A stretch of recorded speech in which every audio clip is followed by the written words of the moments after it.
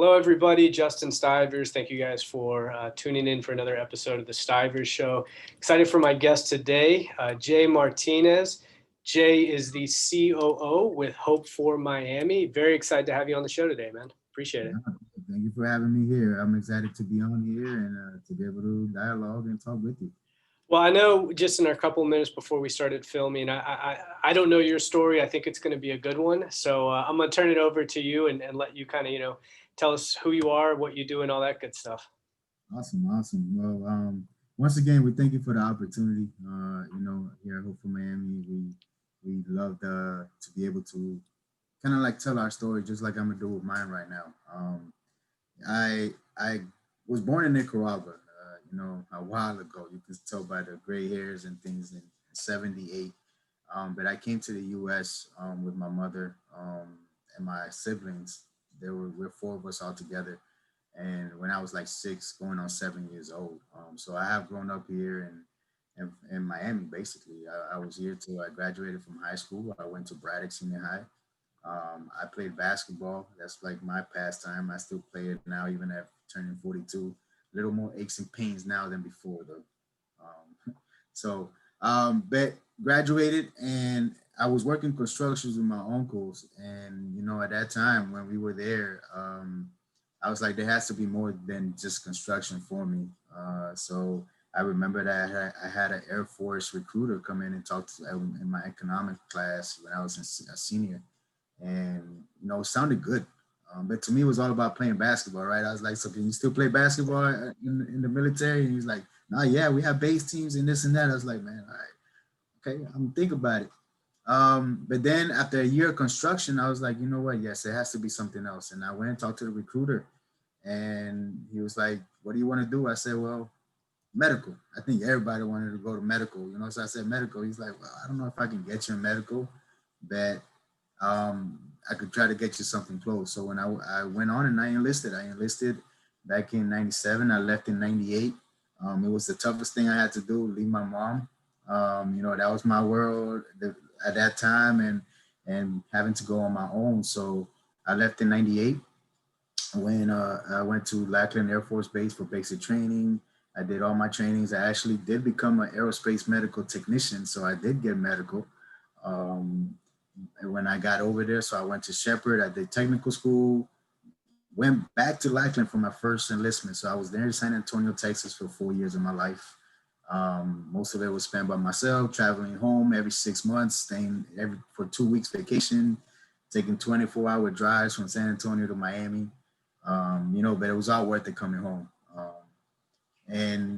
So throughout that time, I was like wondering, what am I gonna do? Then got married. Started having kids with my wife. We've been together for married for 20 years. So it's been a long time. We have 3 wonderful, beautiful kids that keep us on our toes. Um, so the time came to make a decision. I've been in the military, fast forward through all my career, where I went to Clearwater, Florida. I went to Poughkeepsie, New York. I went to Abilene, Texas, in the middle of nowhere in Texas. And it came the moment where I felt that I was being pulled back home to Miami for family reasons and things like that.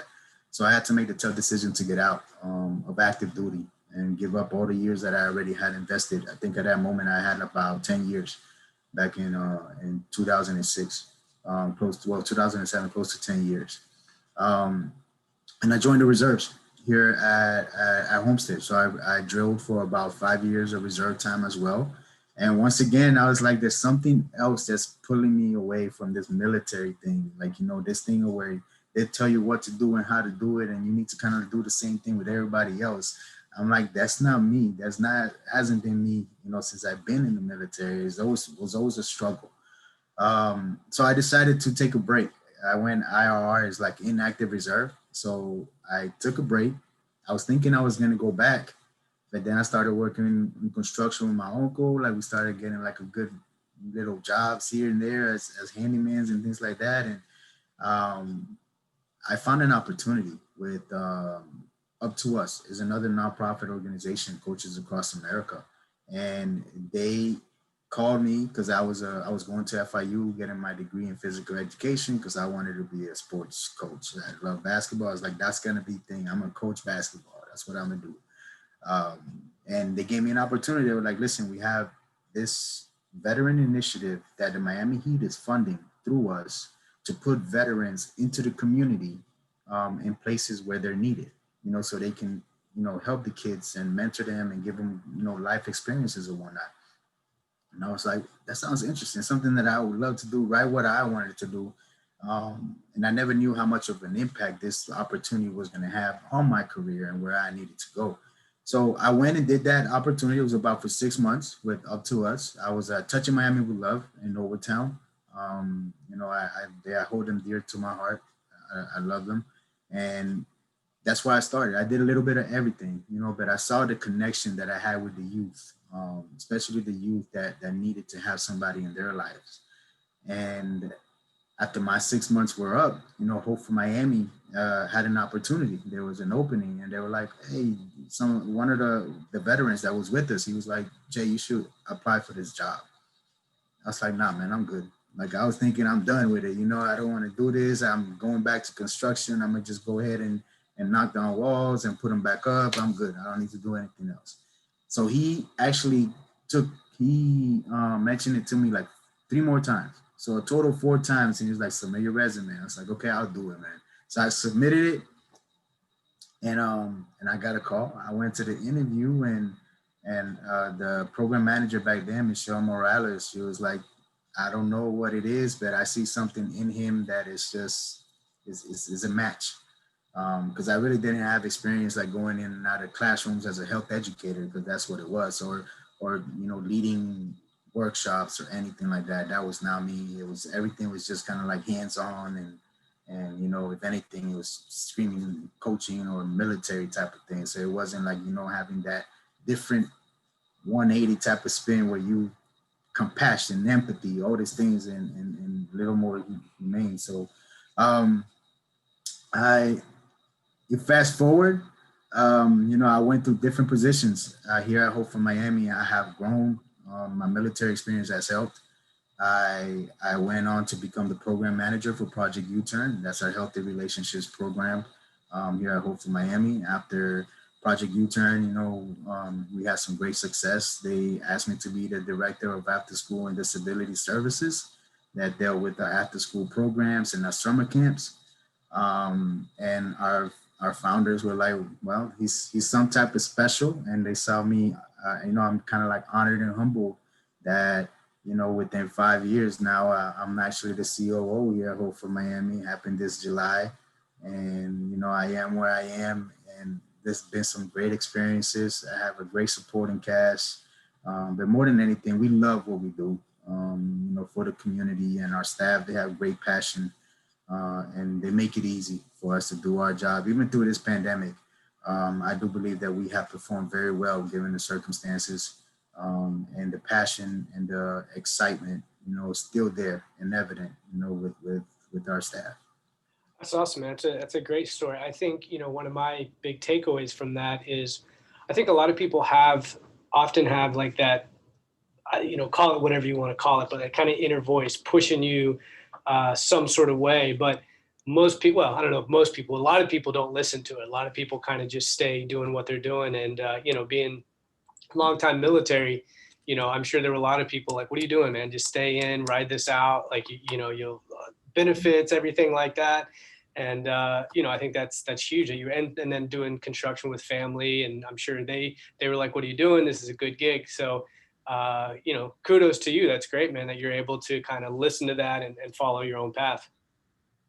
No, definitely. Even with those two decisions, there was like things that were pulling me in what you stated. They were like, "Hey, listen, you have about 5 years left to get a retirement check for the rest of your life at a young age." And I was like, "Yeah, I know, but I can't do it right now." And even my uncle is like, "We have this big contract that we just got, that's gonna open up doors, that we've been waiting for, like this whole time that you've been doing this, going out there and talking to people and networking and doing what you've been doing." And I'm like, "I know, but this is Hmm. something here, So I know that God has been moving through my life, and He has me where He has me, And as much as we like to plan, it's his plan. So So tell me a little bit about what Hope for Miami does. What are some of the projects and things that you guys do?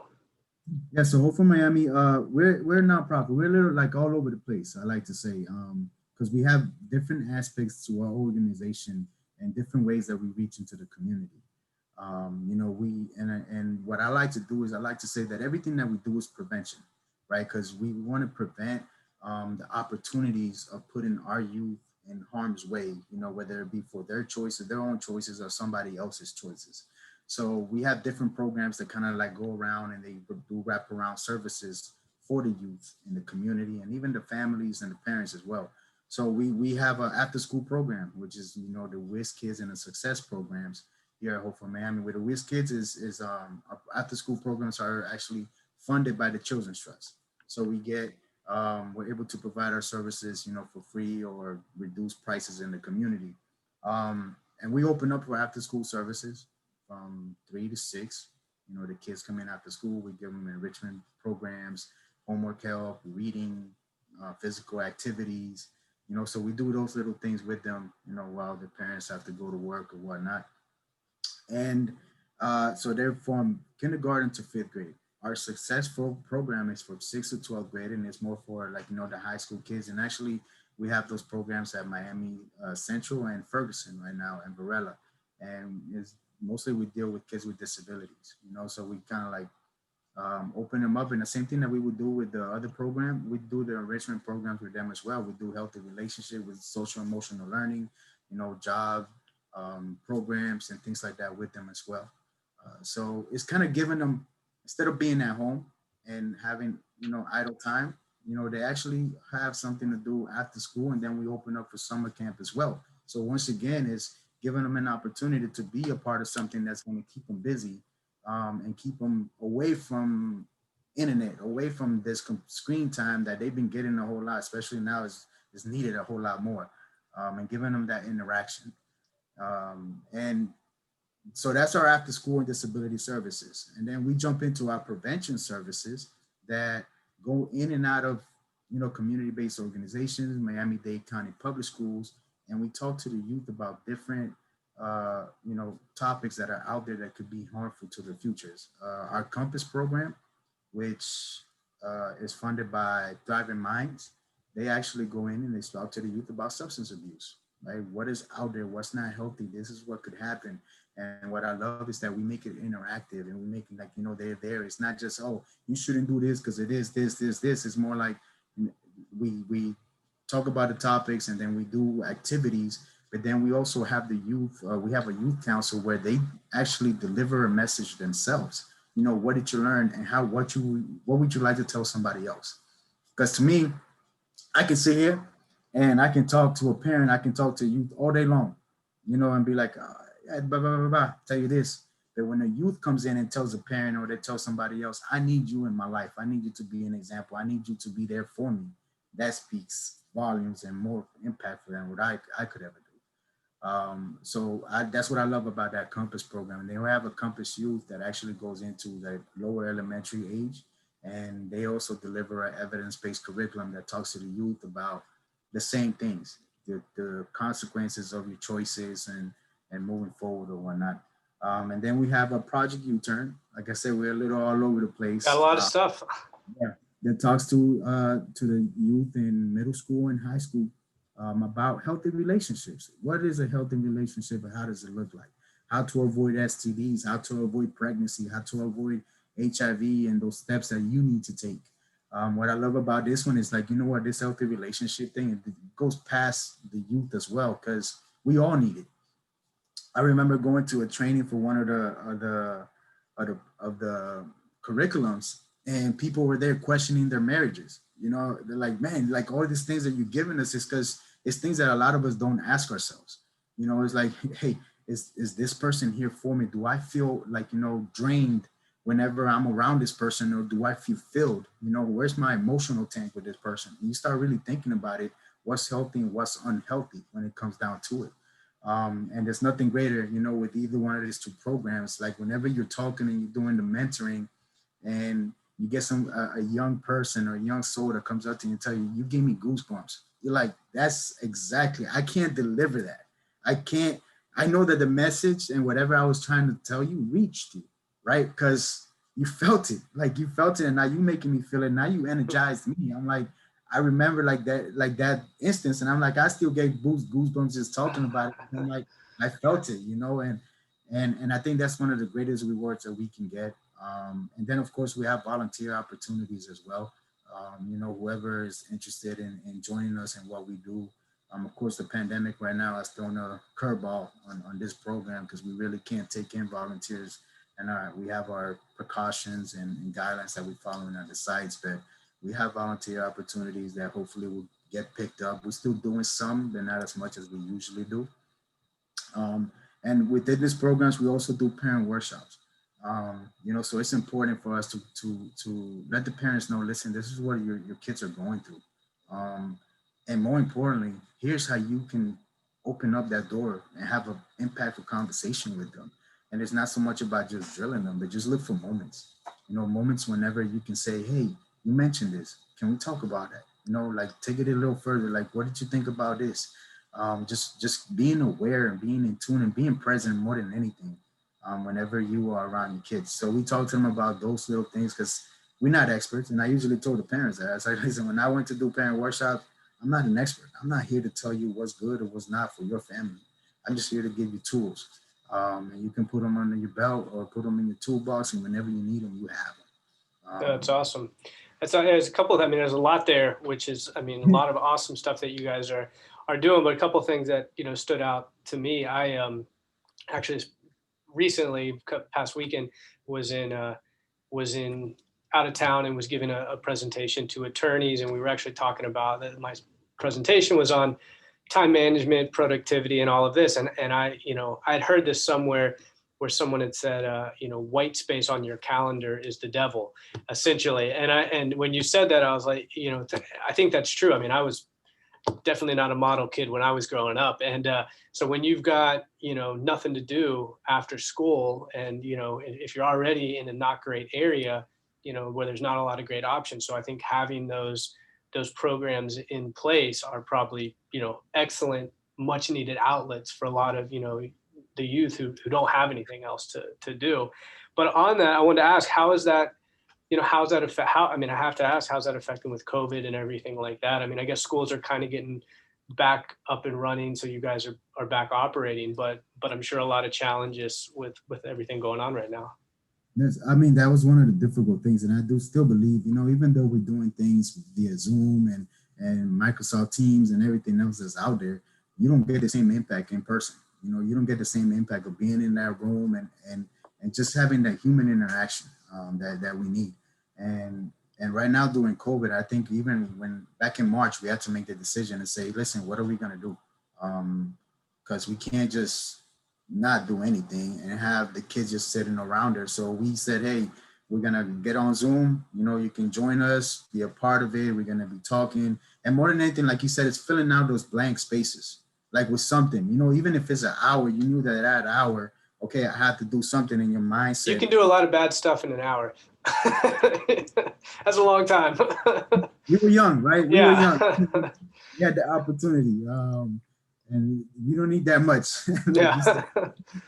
So, but yeah, so we wanted to give them an option. And I think that that's one of the biggest things that we've been doing is here's a different alternative. Here's something else that we can do. We want to be a part. We want to be able to deliver in the ways that we can. And even this, and I would say, I love one of the sayings, that the youth, they don't grow up in programs. They grow up in the community, right? And it's just reaching that community in every way possible, because you can deliver all the programs that you want. But even with your show, it's us coming together and saying, listen, Hope for Miami or myself or anybody else, we can only extend our arms so wide. And when we do it together, we reach further, right? We impact more lives together. And I think that's what's important, is to realize that that's the moments, right? Because we good at what we do. So what we do is we reach out to the partners out there and we say, listen, we have this program. Do you need us? Because we have gone with the school system, we have gone with other community-based organizations that they say, hey, we have this open space. Can you fill it for us? Yes.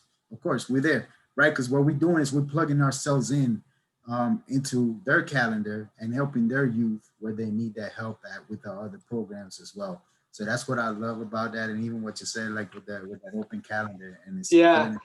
Well, and so I was going to be so how many of your programs are, these are specifically Hope for Miami programs versus, hey, we're partnering up with another group or something, or Well, usually when we go to our programs or we use our partners, when we talk to our partners, it's give us the space and give us the audience, and then we'll go ahead and deliver everything. We'll go ahead and set up the cohorts. We'll be there to deliver every single lesson. And even with our out of school and summer camp programs is the same way. Just give us a space and we'll go ahead and get the participants. We'll deliver the services. Everything we'll do on our own. So a lot of them is just partnership when it comes to that. Like, okay, we provide this and then we'll provide the rest. And that's usually how we operate with our programs. that's awesome. Well, I know we're coming up on our time, and Jay, I can tell it's you found your calling, man. You're in your place. You're in the place you're supposed to be. The energy, I can feel it, man. So that's awesome. I'm glad you listened to that inner voice and did what you're supposed to be doing. How can, I guess lastly, how can people, like, what are you all needing right now? I know you said volunteers. It's difficult with everything, but if people want to get involved, how can they find you guys and all that good stuff? Well, I mean, like, we have everything online, so people can go to hopeformiami.org. Or if we're looking to have even a deeper conversation, they can reach out to me, J Martinez, just the letter J, Martinez at hopeformiami.org. And, we'd love to conversate. But more than anything with us, right now, our families are hurting, right? And some of our programs, even though we have great partners and we have great things in the community, with reduced numbers, we have taken a little hit when it comes to being able to provide like little scholarships, because with some of our programs we do have a price. Of course, it's not what everybody else is charging out there. It's reduced pricing, but some of the families are really hurting where they can't have this. They can't come up with the amount that we're asking for. So we try to maneuver and try to find ways to help them out.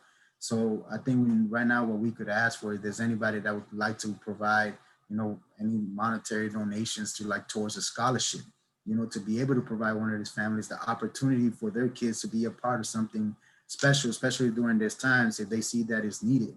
One of the things that hurts my heart the most is like whenever there's a family out there that's really hurting or the parents need a break. I don't know if you're a father or if you have kids, but we love our kids, but at the same time, man, they touch some nerves and they do some things that you like. I need to close this door for a little while. I need some me time. And as a parent, it's very important. So we still want to be able to provide that because that also leads to a healthy family as well. Okay, Yeah. awesome. Well, and I'll put links and everything up in the show notes so people can reach out and find you and hopefully get involved in all the great stuff you were doing.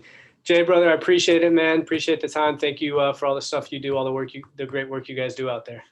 My pleasure, and thank you. We appreciate it. And I thought it was just going to be a little longer, but I tell people, don't give me the mic. I will never. You're good, man. You're good. That was all. It was short and sweet though. That was awesome, man. Appreciate it. Take care, man. Appreciate it, brother. Have a good one. Thank you.